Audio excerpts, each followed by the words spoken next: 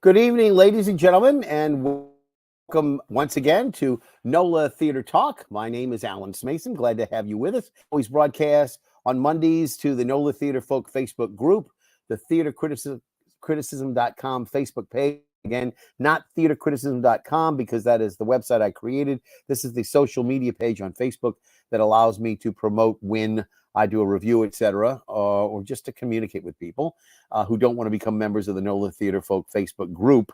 So, all right. And also on my own YouTube channel. So you've got an idea about what's going on there. Now, in the past, we've already, I think once before, talked about the road to Damascus, but tonight we're going to revisit the road to Damascus. Again, the road well-traveled, as it were. The road to Damascus is a part of, as you can see above me, the Art Spot Productions Company. And when you talk about Art Spot Productions, you can't not mention Kathy Randalls, of course, who is the director, artistic director, if you will, and driving force behind Art Spot Production. So tell me a little bit, Kathy. I know we've already seen you do the road to Damascus before. Is it changing in any way, or is it going to be the same thing, just redone? Yeah, I would say it's deepening. It's basically the same piece. So those of you who've already seen it, you know the gist of what's going to happen. But for us, every time we do a piece and bring it back out on the road, it's another opportunity to fine tune, hone, get better at everything. So there will be some slight changes. I'm playing a lot in the room, have been this whole week, and I'm actually finding some more life to the wolf, especially when he's a puppet and not just a mask. So, but now, I'm working on that. The interesting thing is the last time you did this, it was at the New Marigny Theater, correct? Correct. Now, but this time you're doing it at the St. Charles Avenue Church. That's correct. Which is not far from where I grew up on Broadway. Yes. Great. I grew up as any good theater critic should grow up on Broadway. Broadway. Seriously. and so a different Broadway, obviously. This is the one that's in the shadow of Tulane University. But I remember waiting for the bus many times at St. Charles Avenue Baptist Church. And I have to tell you that I've never really been inside, but one time I got to go there in 2004. I got to go there to be part of the 10 Commandments hike that I do every year with the Boy Scouts, and we also at that time had Girl Scouts and adults and everything, and it was a massive undertaking, but we had never been able to get back. So I know you're going to help me get back, but this particular production is on the 3rd and the 4th. To begin with, here in New Orleans, the 3rd and the 4th, and it's the road to Damascus. And then, as told by grandmother to Little Red, that's the parentheticals to it. But generally, if you just say the road to Damascus, and for those of us who might not be members of the Christian faith, and I'm not, what's the significance of the road to Damascus? If you please inform our theater lovers who don't maybe know that much about theology. Yeah, definitely. So the road to Damascus is a story about, I guess one could say, the birth of St. Paul. And it's interesting because speaking of different faiths and different interpretations, I grew up in this super duper Catholic city, a Southern Baptist. And so we didn't refer to him as St. Paul. We just called him Paul. But before Paul was named Paul and was a super duper Christian, he was Jewish and his name was Saul. And what they refer to as the Damascus experience, or what happened on the road to Damascus, is he was the person who kind of ordered the stonings. He wasn't the executioner, but he was, I guess you could say, the judge that chose which Christian preachers at the time should be stoned to death. And he had just participated in the stoning of a man named Stephen. And he was walking on the road to Damascus to find more people in Damascus to do this to. And he was blinded by a great light. And the light was the voice of Christ saying, Saul, Saul, why do you persecute me? And apparently that moment in and of itself was enough to turn him into a Christian. And he wrote lots of letters and started lots of churches. And half of the New Testament, part of the Bible, are letters by Paul to churches that he started around the region. So that particular experience, how does it relate to, what you're saying in the play here, which has a lot to do with incarceration in a sense? It has a lot to do with Little Red Riding Hood, the story, although that's a peripheral part of it. How does that relate to the characters in your play? Yeah, definitely. Well, I'll go into Little Red for a moment and then answer the question. So if I get lost, bring me back, please, Alan. But just so the Little Red story, I would actually say that the Little Red story isn't peripheral. I would say it's kind of the container in which the Saul story develops. And how it connects to incarceration is that the grandmother figure in the Little Red Tale is an incarcerated woman who has been incarcerated in a land called Truthlandia for over 50 years. And she is trying to figure out how she's going to get out. And one of her possible ways to get out is that Little Red Riding Hood comes to visit her. And on Little Red's visits to grandmother, they tell stories to one another, and the major tale that grandmother tells is of Saul's conversion experience. And meanwhile, grandmother's prison guard is a man named Saul. Yes. So that's kind of where it's, and some people, I'm not going to lie, y'all. So I'm a postmodern experimental theater maker. So I like to blend stories into a dreamlike experience. And so some of my audiences have said, it was great. What was it about? And I'm not, those of you who know and love me and my work know that question comes up from time to time. But anyway, then if I can dip back over to the incarceration question. Yeah. So in many ways, this is a very personal piece for me, even though I'm telling it using metaphors and stories and somewhat well-known stories. I am. It's very personal to me because one, I grew up in the Baptist church. My father was a Southern Baptist preacher, and my mother's father, so my maternal grandfather, was also a Southern Baptist preacher. And so this story for me was like, was just like my mythology growing up. It was just, I knew Saul and Paul and all the people around him. They were like, real, they were very real ancestors to me. And then somehow I get the feeling we ought to be singing "I Saw the Light," somewhere in the background. Or blinded by the light. But I mean, this is, you say New Orleans is a very Catholic town, but New Orleans is also the site for the New Orleans Baptist Seminary, which is a big theological seminary, right? So you were not alone in New Orleans, as much as you might have painted it as that kind of a dire, straight picture. It was not. You had a lot of Baptists here to commiserate or to pray with, as far as that goes. Yes, sir. Yes, sir. No, it's just, I just, like most of my, I would say the majority of my friends growing up were Catholic, and one of my friends, Bridget Hurley, who's still near and dear to me, and from a deep Catholic family. She and I began having our theological discussions in kindergarten.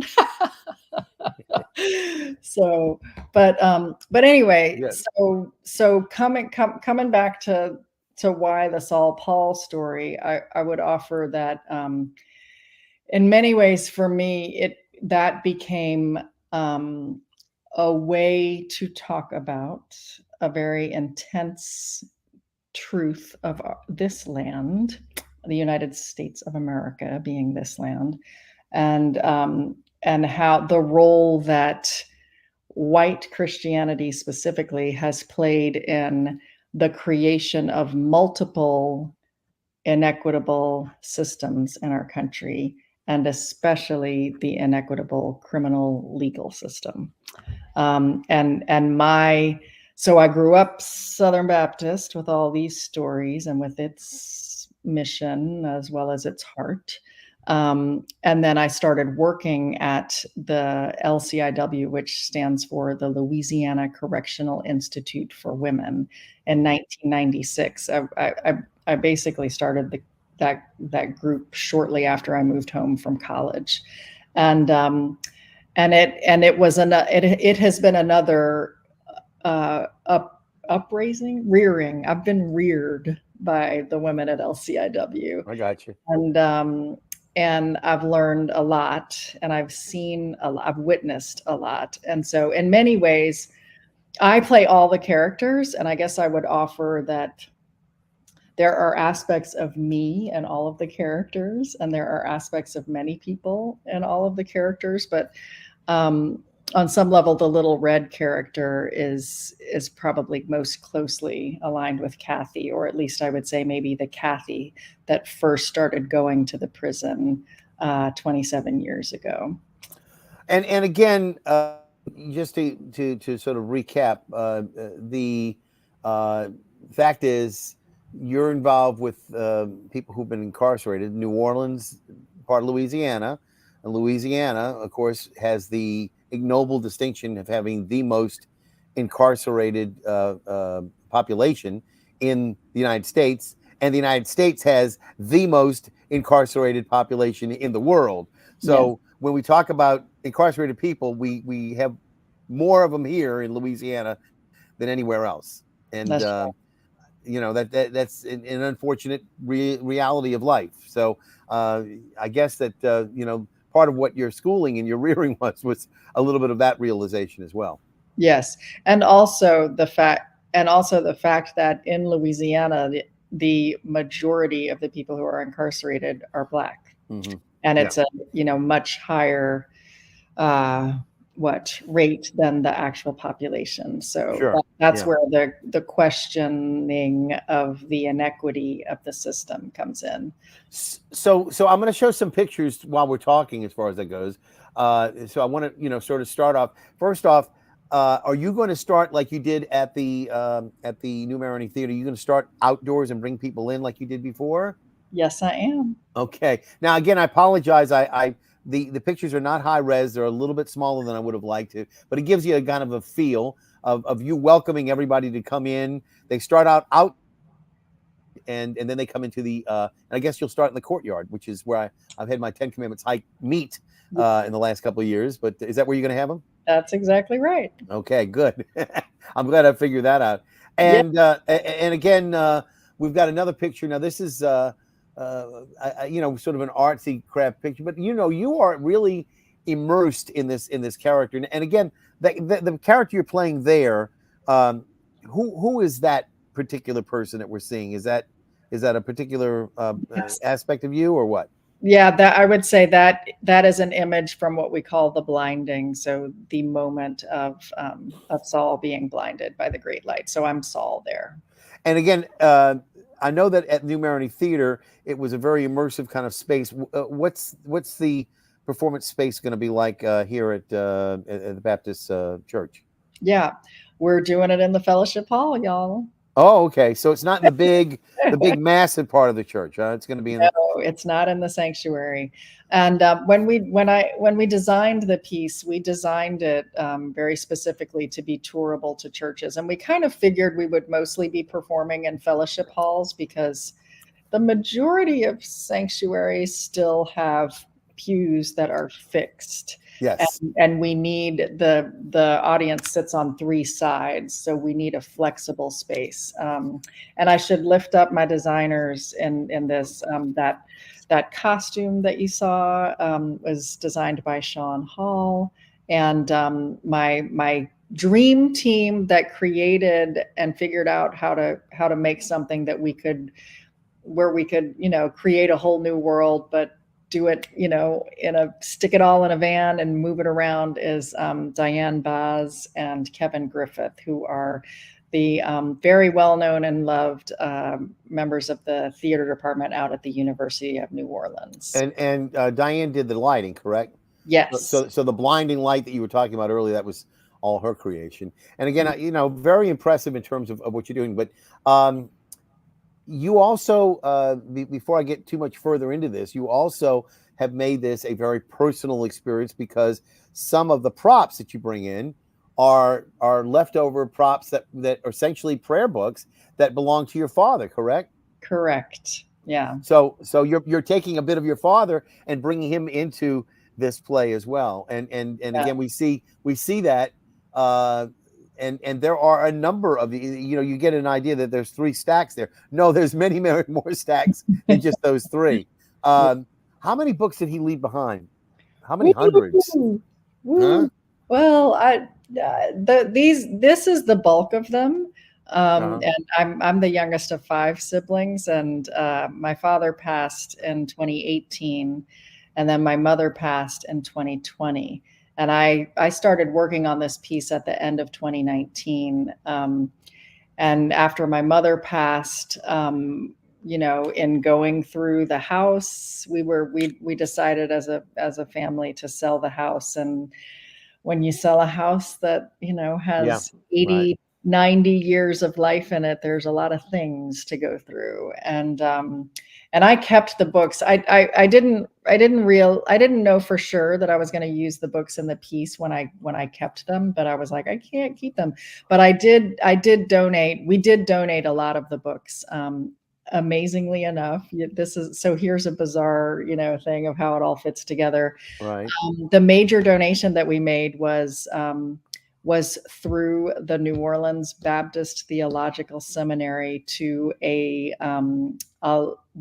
library at LCIW, because New Orleans Baptist Theological Seminary actually teaches at LCIW, and several of the women in the drama club that I've worked with have degrees from that seminary. And then some of the books went to a prison in Mississippi. Wow. So, yeah. You know what? I'm glad nobody in the family said, no, I want all those books, So again, you're doing this on November the 3rd and the 4th. I'm trying to mention again back to the road to Damascus that you're here to talk about. But this is being facilitated by the St. Charles Center for Faith and Action. Tell me about them. Who are they? Great. Yes. Thank you. So the center grew out of the church, and St. Charles Avenue Baptist Church is over 100 years old, and it is experiencing what a lot of churches in the U.S. are experiencing, which is much smaller membership today in the 21st century than it has when it was built in the 19th century. So one of the things, so not having the same amount of members, you don't have the same amount of money to do the upkeep with the buildings.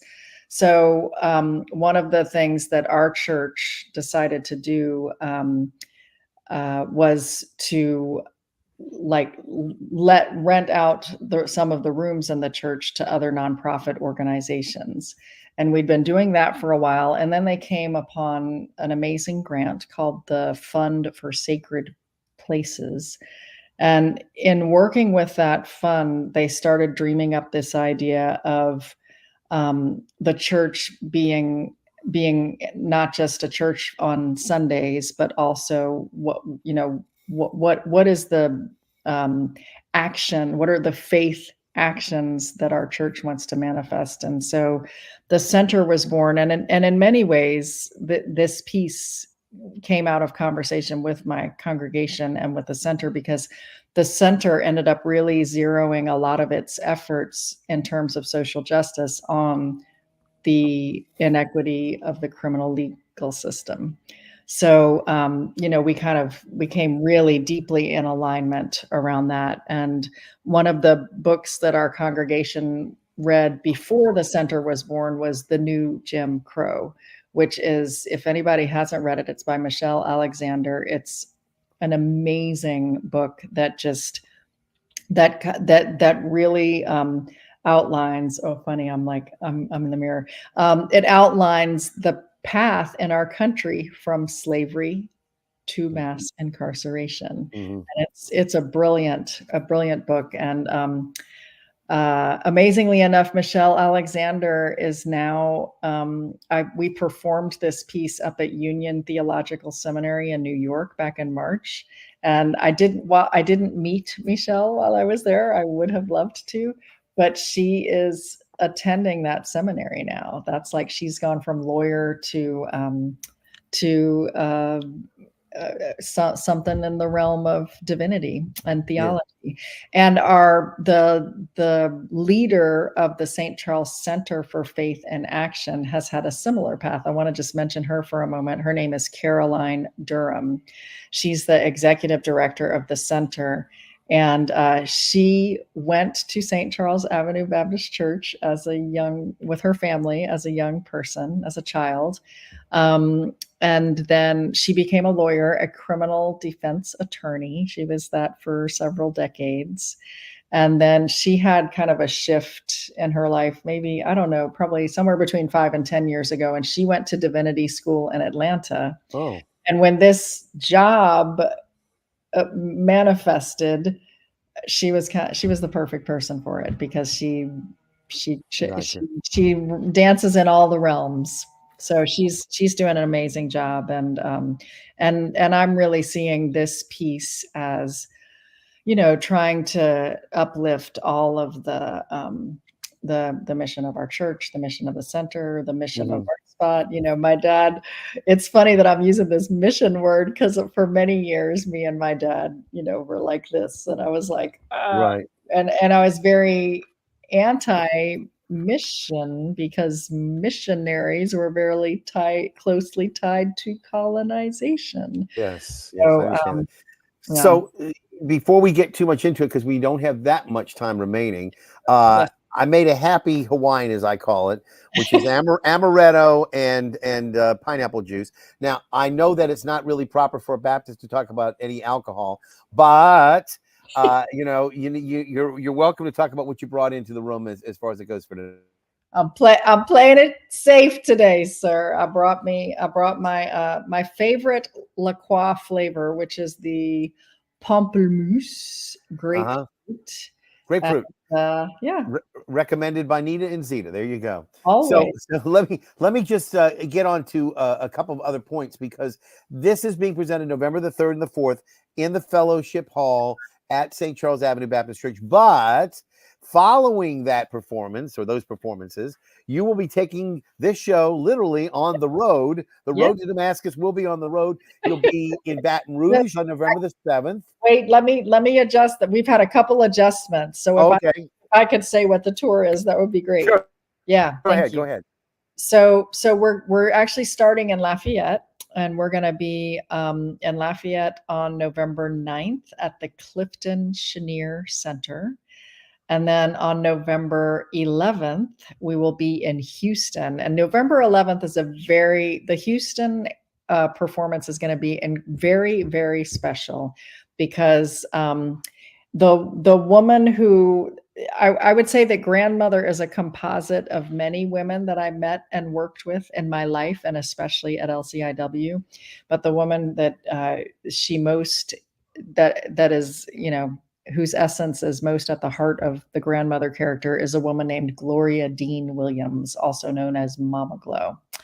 Mama Glow served 52 years in the state of Louisiana, and she was finally released in January of 2022. And one of the conditions of her parole was that she could not be in Louisiana ever again.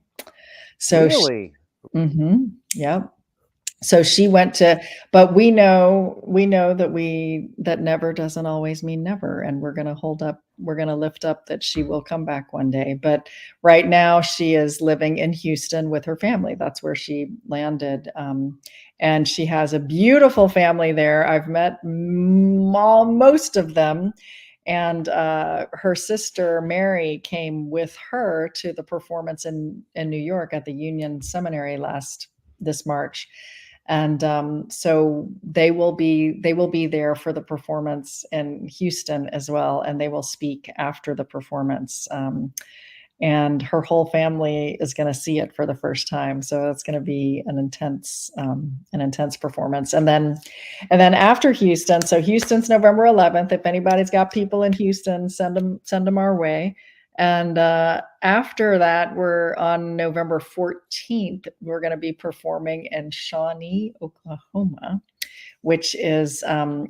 My sister lives there, so she's kind of the main person who's bringing us there. But also, a man named Matt Hopkins is from Shawnee. He was in the same youth group that Krista Tippett, for those of you who know On Being, was in. And the leader of that youth group was my sister's Susan's wife, Paul Ann Canty. And anyway, so Matt now lives in New York. Matt saw the show. Matt said, "You got to do this show in Oklahoma. Oklahoma needs this piece." And so he worked, and we're doing it at St. James Episcopal Church in Shawnee. And Mama Glow and her sister Mary are going to come with us there and speak after the show again. And then we're coming back home to Louisiana in Shreveport, and we're going to be performing at the Church of the Highlands in Shreveport, Louisiana on, help me, that's November 16th. November 16th, right? Yeah. And then we're coming on home. So Alexandria is off the book? Yes. Okay, no for problem. For this run. Okay, because you're starting in Lafayette. I was just going to say you could have maybe, snuck it in earlier in the tour, but that's okay. Right. All right. My dream, Alan, is to take this to multiple churches all over. I really want it in Louis. I want it I'd love to go anywhere everybody wants me. But my mission with the piece of really trying to have this conversation with churches about, hey, y'all, our criminal legal system, our prison system in Louisiana is messed up, and churches have sat by and let it get this way. Mm-hmm. What can churches do to reimagine the criminal legal system and fix this mess? Now one of the point or aspect of the show is you do have music, and I did show this picture earlier. Can you tell me who that is and who he is and what he does? Yes, that's the amazing Steve Gilliland, and he is a multi-instrumentalist and a sound designer, a track maker. He plays guitar, piano. He does it all. Yes, and then he also has created an incredible sound design that he does the sound effects. Yeah. In addition to playing music, that is what you call an all-in-one, player. And he's going to be on the road with you as well. He's traveling on the road too, and our amazing stage manager, who is a company member with Intramural Theater Company, Trisha Anderson, is coming on the road with us. Fantastic. And our director, Odile Del Giudice, will be. She is traveling all over the world right now, but we're lucky that she's going to be able to join us in Lafayette and Houston. Wonderful. And Caroline from the center is coming on the road with us as well to facilitate the post-performance discussions. So once again, just to recap, the Road to Damascus, if you want to see it, November 3rd and the 4th at the Fellowship Hall at St. Charles Avenue Baptist Church. Now, tickets are suggested $20, and they can be purchased at the door or in advance.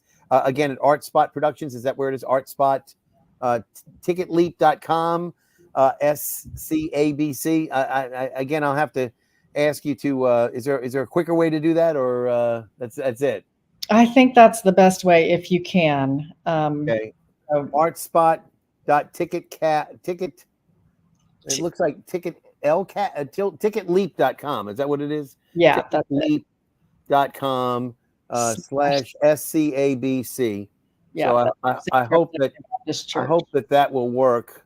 We'll try that one time. Artspot.ticketleap. I hope I spelled it right. Anyway, listen, It's been a pleasure to be with you. Thank you, Kathy Randalls. Again, you have a wonderful night. We have to get out of here. We're on a very time restricted budget tonight. So thank you very much. All right. Best of luck with all of that. Break legs. In the meantime, this is Alan Smason wishing you and yours a very happy. I'll see you at the theater.